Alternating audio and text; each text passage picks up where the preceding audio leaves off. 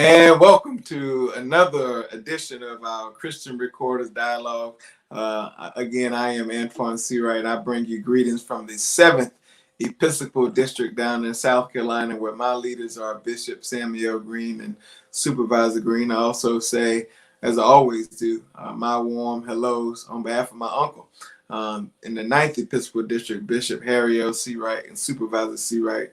And thank you all for joining us for another one of our Christian Dialogue discussions as we continue our chats in Women's History Month. This month we celebrate, we amplify, and we really put background color on so many ordinary women who've done extraordinary things. And I always remind myself, and every chance I get, to anyone I come in contact with, when women lead, I think our country succeeds. And today we have a phenomenal guest, and truly I think it is a blessing from God that she had the time and even the audacity to join us for one of our dialogues. I would spend the rest of the day if I went through her accomplishments and all the wonderful things that are in her bio and in her resume, but I will not, because that will be part of our discussion. But I will tell you, the CEO of Feeding America, Ms. Claire Babineaux-Fontenot, if I was able to get that right, is no stranger to certainly our community. She's no stranger to doing what is right by people. And she, I think, exemplifies what Scripture teaches us when we hear the words, do justly, love mercy, and walk humbly with our God. And so, Madam CEO, welcome to the Christian Dialogue, Christian Recorder Dialogue. Wow, thank you so much for having me. I really do appreciate the opportunity.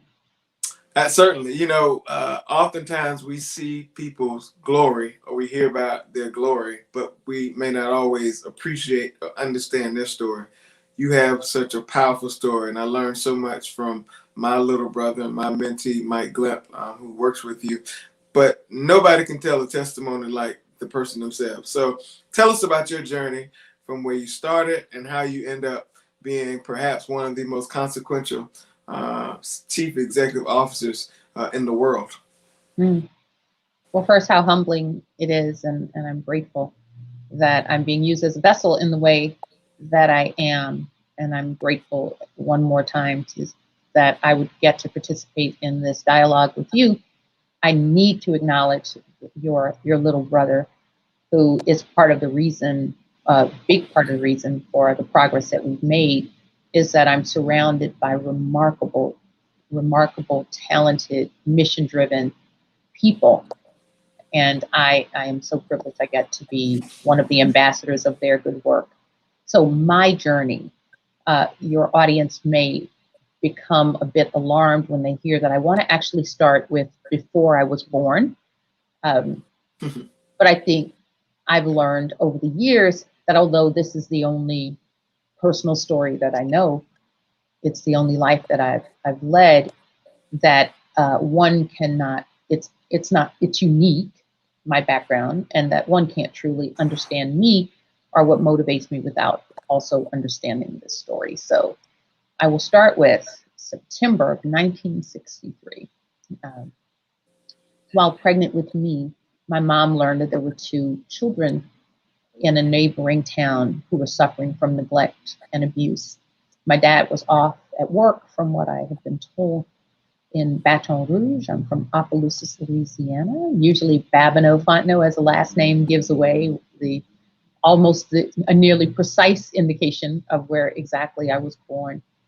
My mom learned of these kids, and she had no ability to look past a child in need. So she went over, picked the kids up, and brought them home. When my dad returned from work, his family had doubled. And that continued throughout the course of my childhood and most of the course of my parents' adult lives. Through biology, adoption, and foster care, I am one of 108 children. Wow. 108 children. So growing up in that remarkable household of ours taught me a lot about what matters the most. Certainly helped me to understand what capacity human beings who want to do good in the world can have on, and what kind of impact they can have on the world around them. My grandparents on both sides were sharecroppers. Neither of my parents had the luxury of graduating from high school. And yet their legacy will be difficult to quantify. Their reach will be hard to measure. And I get to be a manifestation of who they are. My mother's now gone, who they were, and what it is that they've invested in me. Wow, what a testimony! And I had to giggle on the inside because my grandparents were from rural South Carolina, were sharecroppers, and I oftentimes tell people, although my mother and father did not go to anybody's college, they were better than my grandparents because at least they could spell college. And we all have benefited from the prayers and the sacrifices of so many people, ordinary people who've done extraordinary things. What a powerful testimony. Miss Claire, if you don't mind if I called you that, people may not know or understand what Feeding America is. They hear about it, they read about it, they see it, but put some background color and some tint to what the organization is and what your role includes as the organization's CEO. Absolutely. So once again, I'm going to take this back. Let's start with the fact that there was this gentleman by the name of John Van Hingle who found himself in Phoenix, Arizona in the mid to late 60s. And he saw lots of need there. He also saw quite a bit of waste. And he came upon a particular lady who was there with her kids, and he noticed she had quite a few children, and yet those children were well fed. And so he asked her, well, how is it that you're able to do this? And she shared with him that there was a local grocery store where when food was out of date, they would throw the food into a little ditch in the back. And that she went back there and she gathered that food and she used it to take care of her family. Once again, showing the power of ordinary people doing extraordinary things. That woman certainly was doing the things that parents do, that mothers certainly do, and finding nourishment for their children. She had no idea that she would be a part of the narrative that I'm telling you today, the founding of the Feeding America Network. The very first food bank in history was the food bank that emerged when Mr. Van Hingle started collecting food that would otherwise be thrown away, brought it all to one place, and started providing it to members of the community who needed it. I don't even think Mr. Van Hingle imagined that today I would be participating in this telecast with 200 member food banks across the United States, over 60,000 agency partners and meal programs, and that last year, in the middle of this pandemic, that this remarkable network would have provided 6 billion meals to people in need. Our network is vast, our network is deep, and our network has meaning around a mission that there is no reason why anyone in this country should ever be hungry. And our aspiration is to make certain that becomes true. In America, I consider America this big house. So many people, so many rooms within it. But in the ceiling fans in this big house, there are ceiling fans that blow all across the house, and they blow poverty. Connected to those ceiling fans, there are lights called food insecurities. Tell us about food insecurities in this country, because I think sometimes you and I are fortunate. We understand some of the issues and challenges, but there's so many people who may not understand the real challenges when it comes to poverty and food insecurities in this country. All around us, work, church, at the playground, wherever, food insecurity is a real issue in this country. It absolutely is, and has been for a very, very long time. It's something that no one had to tell me because, remember, 1963, before I was born, that we knew. My family has always had it as a part of our collective consciousness. And in fact, one of the things that I remember striking me as odd was going to other kids' houses, and if someone had a picky eater in their home, they would say, "You better eat all of your food because there are hungry kids in China, or there are hungry kids in Africa," was what I usually heard in my neighborhood. My mother didn't have to say that because we knew there were hungry kids right here in the United States. It simply is not a part of the American ideal, and therefore we don't allow room for understanding in a lot of cases that it has always been part of the American reality. Before the pandemic, 35 million people were food insecure in this country. 35 million people were food insecure. Because of the pandemic, our estimates are that as many as 42 million people are food insecure in 2021. And that's with interventions that have already taken place through last year. So the needs are deep and they're great. But the good news is that there's a lot that we can do about it. Because just as I mentioned from John Van Hingel and the founding of food banking, one of the statistics from before the pandemic that really struck me when I moved into this role as CEO was when I learned that the estimates were that, not counting household waste, that 72 billion pounds of perfectly edible food were going to landfills, while 35 million people were food insecure. Now, on the surface, that's clearly a problem, but then beneath the surface, that's also a solution. We can do a better job of matching that food with the people who need it the most, and that's part of what we do. We're the largest food waste recovery organization in the whole United States. That's before the pandemic, and that's now as well. So there are lots of solutions out there for us, but I believe that one of the most important barriers to progress has been that people have not had an awareness, as you said, and when not everybody knows this, what you know and what I know and what I hope your audience now knows as well, and what I think that the pandemic has helped us as a public to better understand, because this has been hidden in plain sight for a very long time.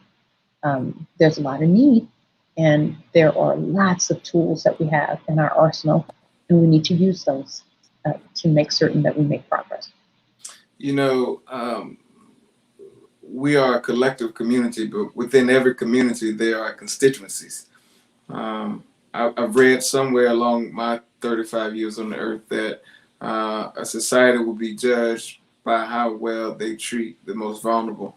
In my opinion, children fall in that vulnerable category. How does food insecurity and food insecurities impact children in this country? First, let's start with some numbers. And one of the things about the bio, I'm glad you didn't spend a whole lot of time on what I used to do, because I believe the greatest opportunity that I've had to serve has been in what I get to do every day right now. But part of my past is that I, immediately before coming to Feeding America, I was the executive vice president of finance and treasurer at Walmart.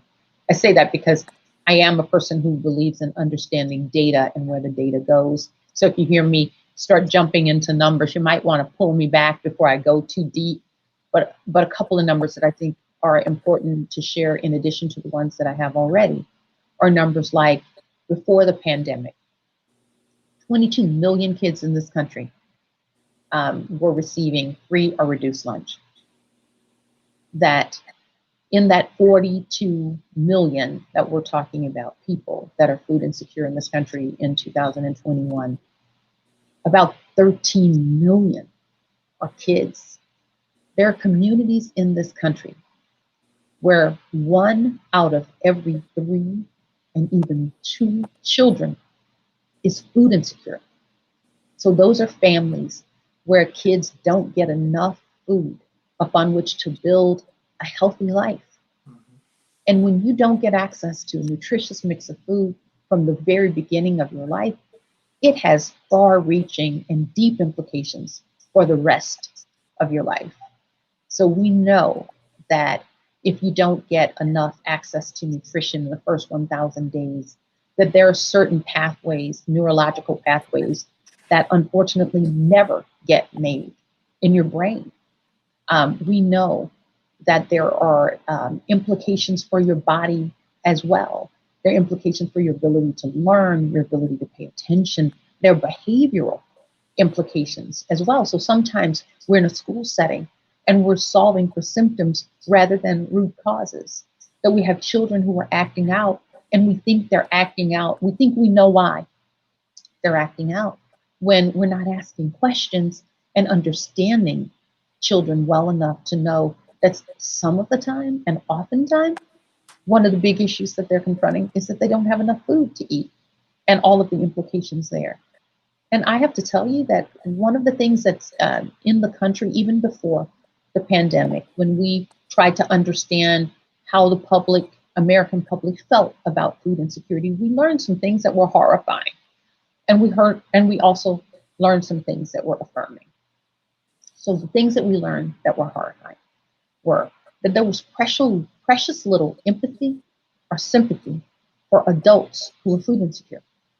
That there are lots of isms that people attach to food insecurity, that it does not matter whether you self-identify as a progressive or as a conservative, that the likelihood that you are operating under terribly negative myths about people who struggle with hunger and food insecurity in this country is high probability that you cannot solve for it. It's not by party.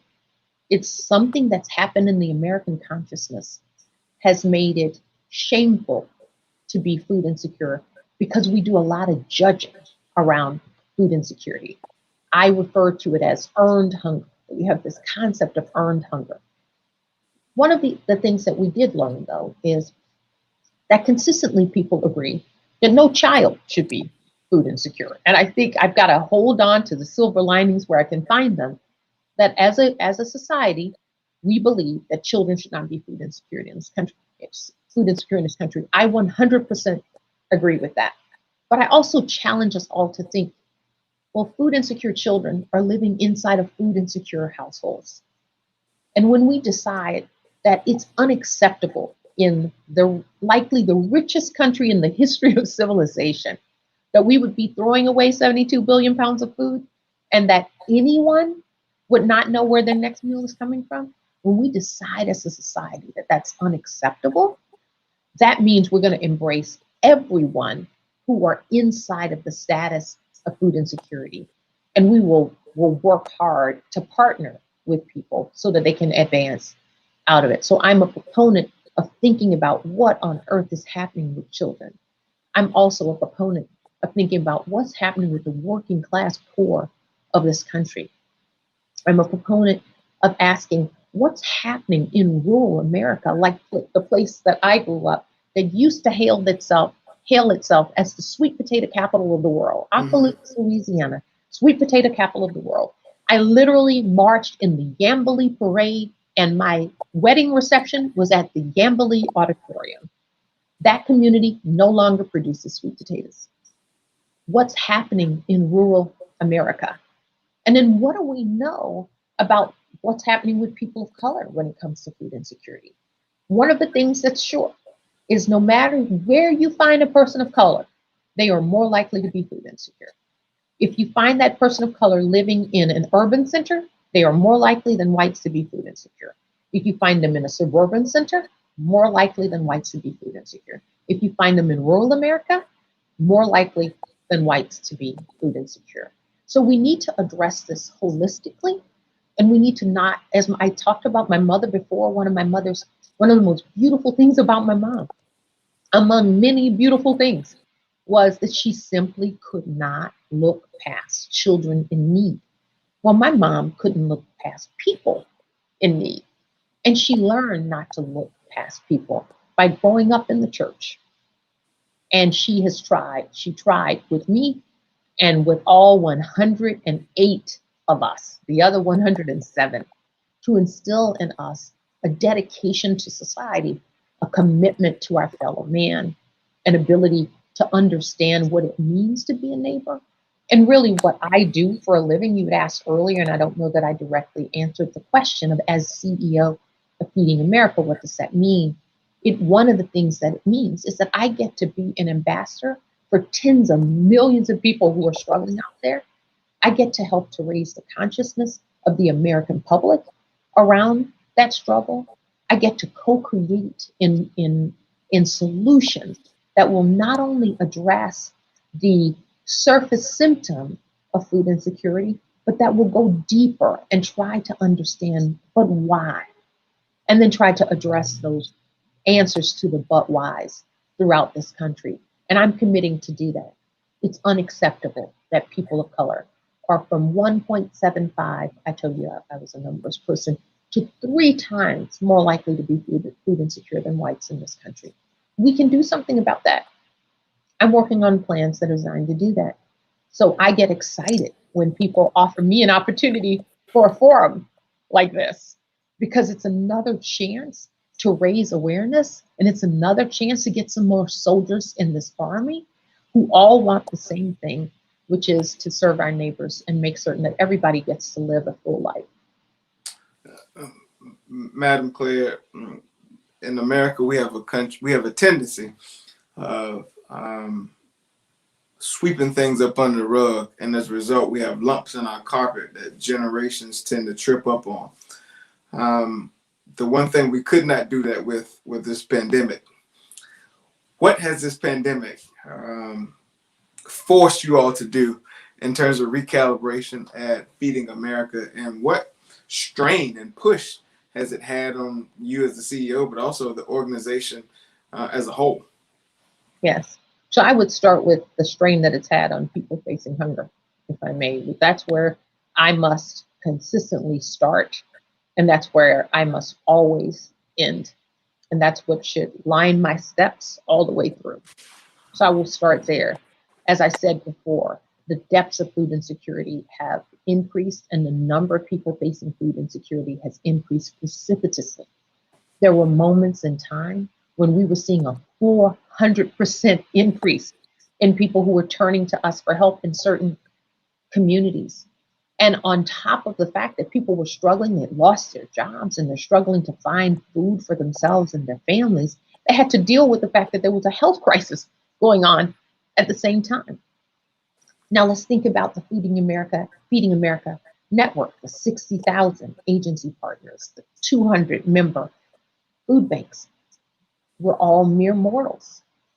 We all had to contend with the same challenges. We had to contemplate what the disease might mean for our staff, for the members of our team, what the disease might mean for our interactions with the public. Imagine that you are already vulnerable. You need to find a path to getting food for your family. You can't then go into a place that's unsafe for you physically, and then you bring back a virus potentially to your family. So we had to just completely rethink our distribution methodologies. I'm so proud of the work of our members and our agency partners across the network.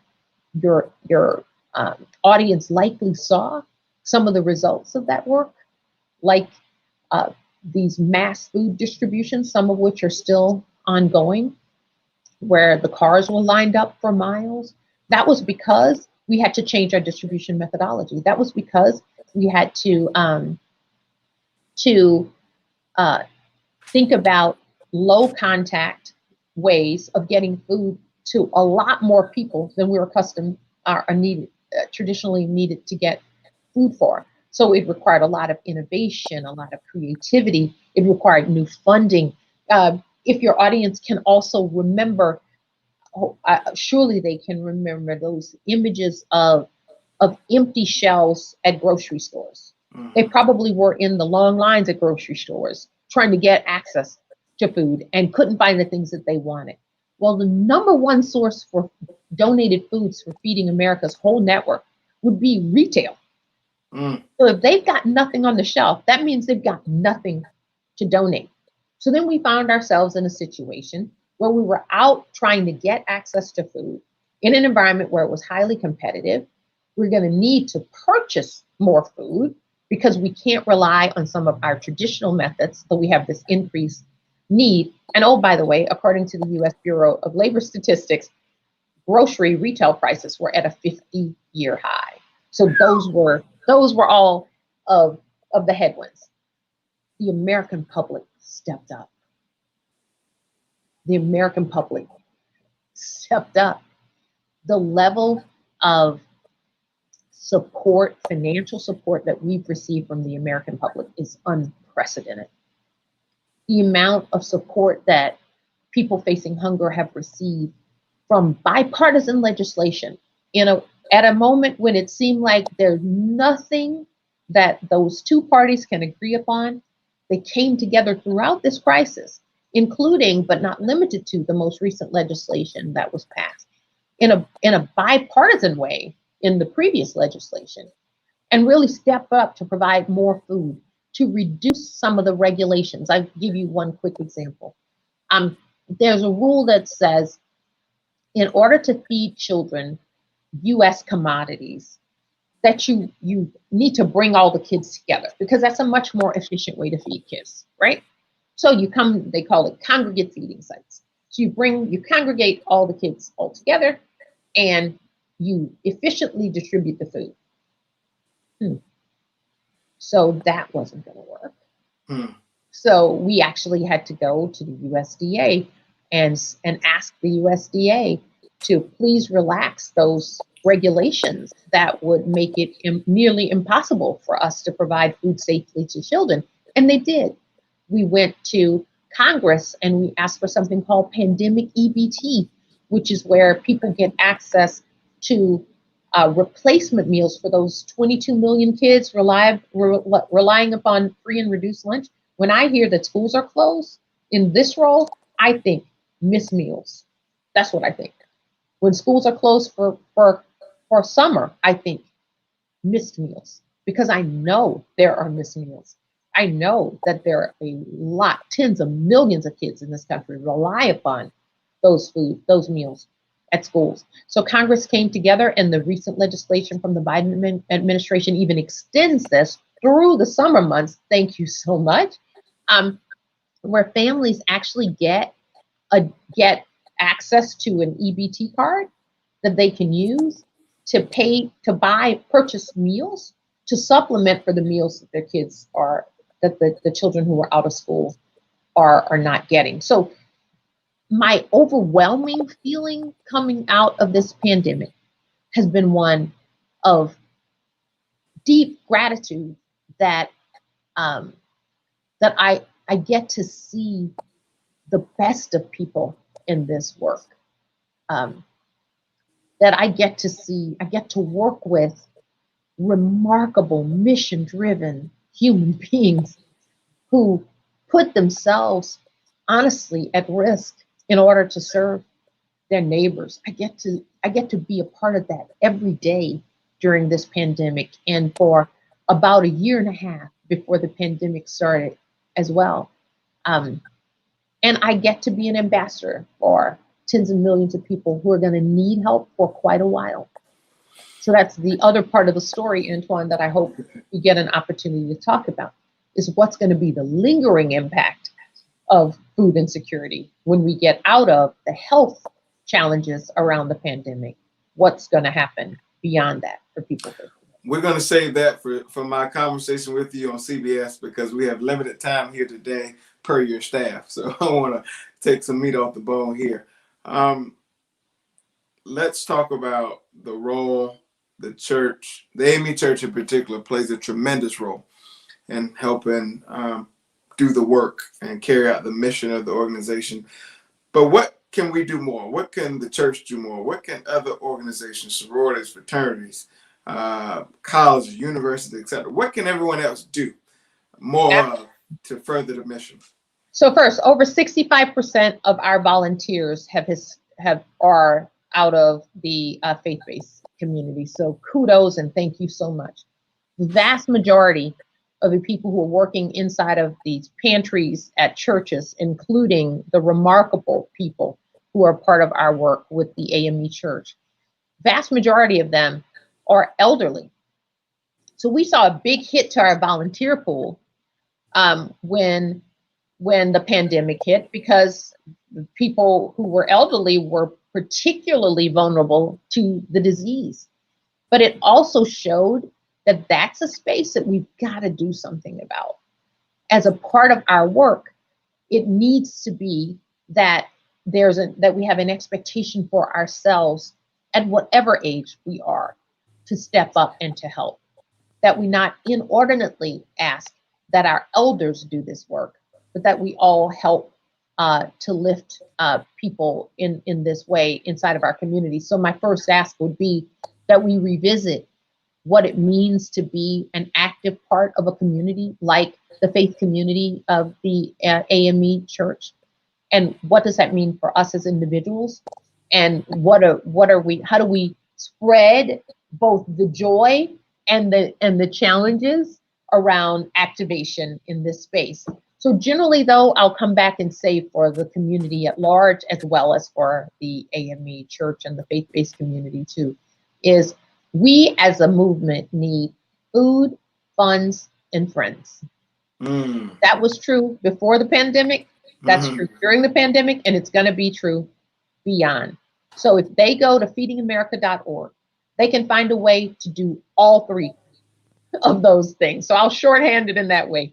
Feedingamerica.org, and you can find a way to do all three. What challenges do you see ahead for organizations like Feeding America and those who flirt with a similar mission? I think one of the big challenges is going to be that this may well be a V-shaped recovery, right? So we may actually bounce back so I'm confident that we're going to bounce back from the virus itself relatively soon. So everybody can see a light at the end of that tunnel. I also believe that when that happens, that there are going to be some things that are going to happen that are positive for the macro economy, right?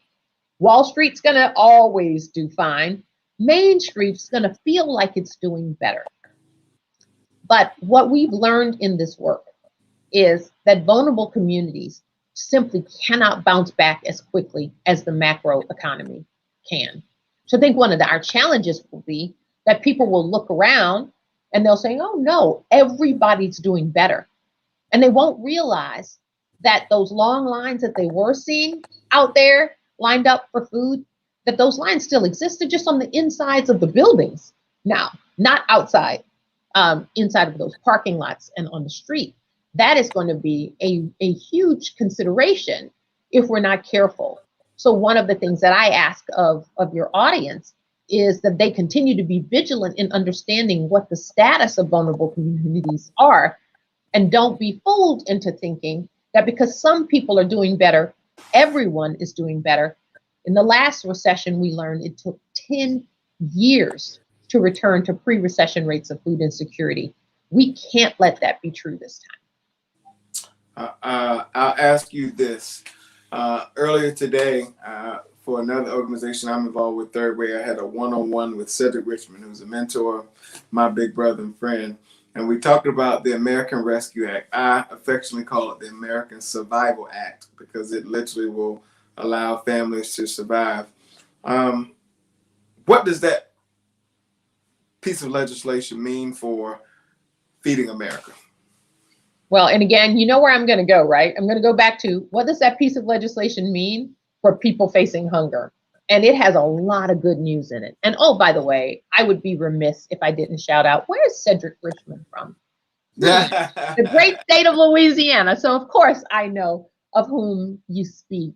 And we need a bunch of people out there fighting for our vulnerable communities. And that's certainly something that's been the hallmark of Mr. Richmond's distinguished career thus far, and he's not done yet. So, but with that, I will pivot to answer directly your question. What's really beautiful in this act when it comes to vulnerable communities is that there are very specific provisions that are designed to cut across each of the most vulnerable constituencies. We talked about vulnerable constituencies before, But this act cuts across each of them. So there's special resources made available for expanding WIC. So babies and moms and young children have access to the specific nutrition that they need in those first 1,000 days that I alluded to earlier. The act also has a provision that addresses elders, and it specifically provides funding for Meals on Wheels, a remarkable organization that's been doing good work for a very, very long time. And that's wonderful too. So it addresses challenges for elderly. It removes some really oppressive regulations that seem to assume that food insecure kids don't live in food insecure households. So it was penalizing working class poor people and not allowing them to get access to the food that could actually cause them to be food secure and deal with the other challenges that they have around poverty. So it's got provisions in it, deregulation in that space that's really meaningful too. And there's actually an increase in SNAP itself, Supplemental Nutrition Assistance Program, widely referred to as food stamps. And so many people don't understand just how absolutely critical SNAP is. One, to stopping people from going into poverty. Two, it's a remarkable stimulant for the economy.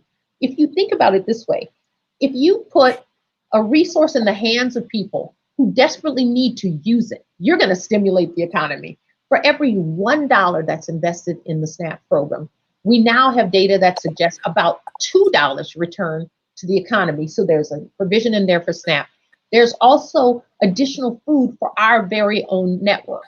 We have seen this remarkable increase in demand, and there's some provisions here that are designed to make certain that we have more food to meet the increased demand, and that we have more capacity inside of communities to receive the food that we get. So there's a whole lot that's wonderful that's inside of this act, and we're grateful that this is being done, because survival is the word, and I love that you stated it, you characterized it in that way. I mean, you certainly can't get to the point that you thrive if you're struggling to even survive, and there are tens of millions of people who are just struggling to survive. So I'm really excited about what this brings. Most of the provisions are temporary. The problem isn't. So my hope is that some of this will move forward, and that we'll have some of these provisions extended out beyond just September, and their different timelines on the provisions that are there. So I hope that we make policy changes based upon this good work in the future. You know, Mike Limp will kill me if I go over my time with you, so I'm going to finish up my questioning by saying this is Women's History Month. You actually close out our Women's History Month coverage, so thank you for doing that. But what woman has inspired you in your journey the most as you think about the shoulders you stand upon? I know you talked about putting Mike on your shoulders, but the shoulders that you stand upon for women who look like you and some may not, but just have shaped your experiences. It's not even close. Her name was Mary Alice Claire Babineaux, my mother. My mother was one of the most brilliant people I've ever met in my life. Though my mother did not have the opportunity that I have had to have a lot of educational opportunities. My mother, the only thing that was close to the size of that lady's brain was her heart. And I think that her heart might even have had a little bit of an edge. And that's saying a lot. She did not see limitations in people. She didn't look past people. She had high expectations for herself, for her service. She had high expectations for all of us. She had high expectations for her fellow man. And I heard someone say once that if you go, what you dig for has a lot to do with what you find. And my mom wasn't one who went around digging for dirt. She was one who was inclined to dig for gold.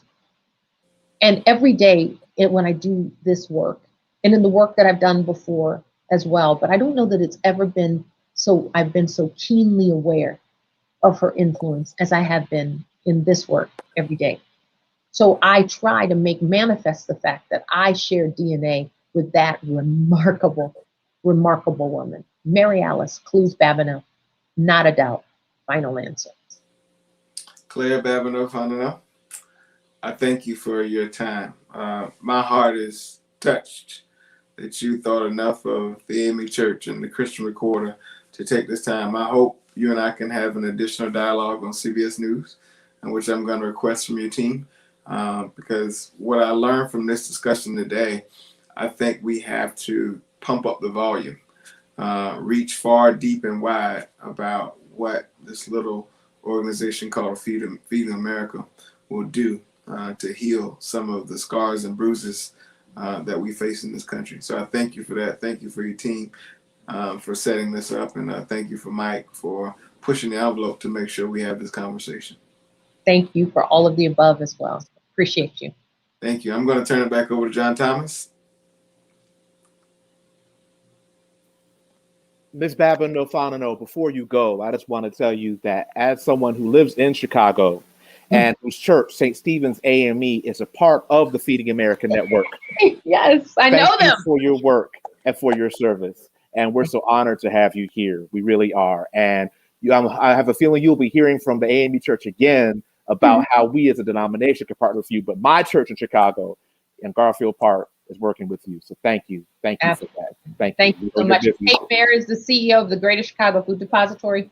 Nicole Robinson is over programmatic design and community interventions. And they speak so well of that partnership, which has only deepened during the pandemic, which is another thing that blows my mind. So thank all your elders. Thank you as well. Thank you. I so appreciate everything you guys are doing to help.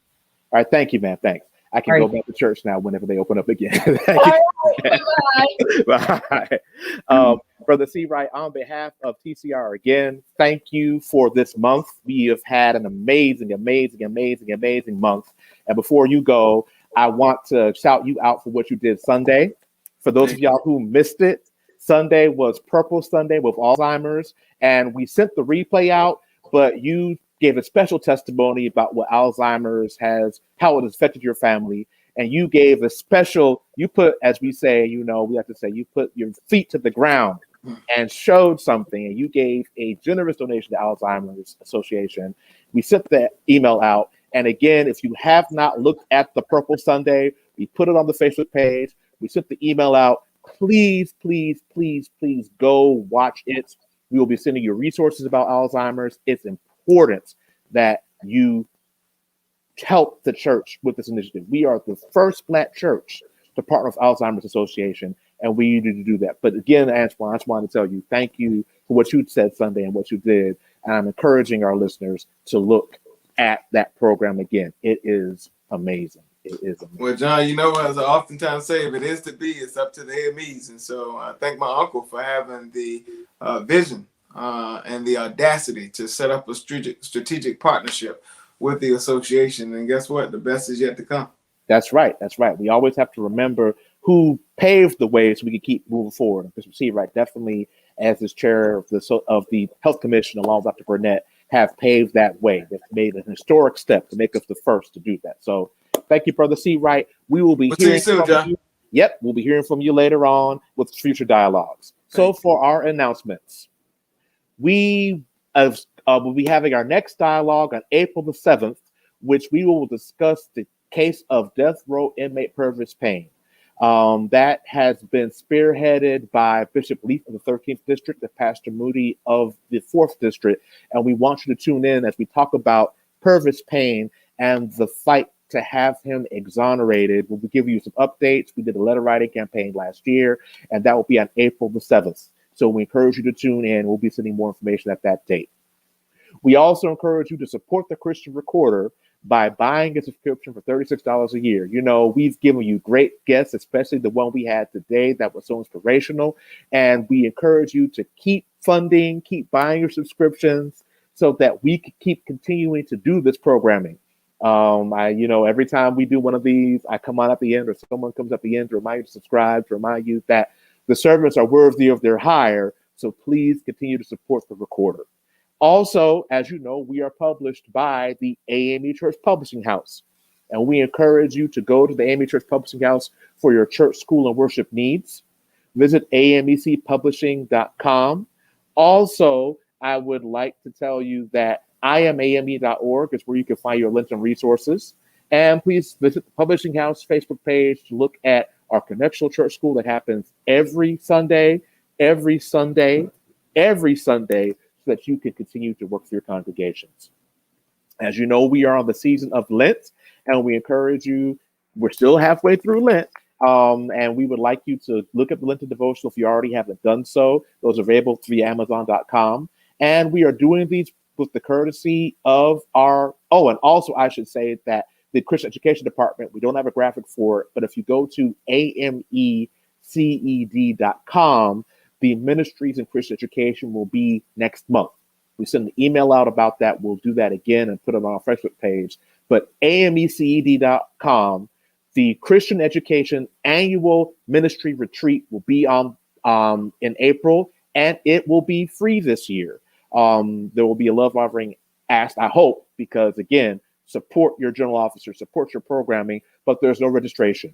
Please visit ameced.com for this year's information on our Ministries in Christian Education to tell how you can take your church school, your Christian education departments, your RAYAC, your music ministries to the next level. We always thank our sponsors, and today's dialogue is sponsored by John Foster for Bishop. We'll wait to get that graphic up from the 6th Episcopal District. And Ida Tyree Heights Hill for Judicial Council.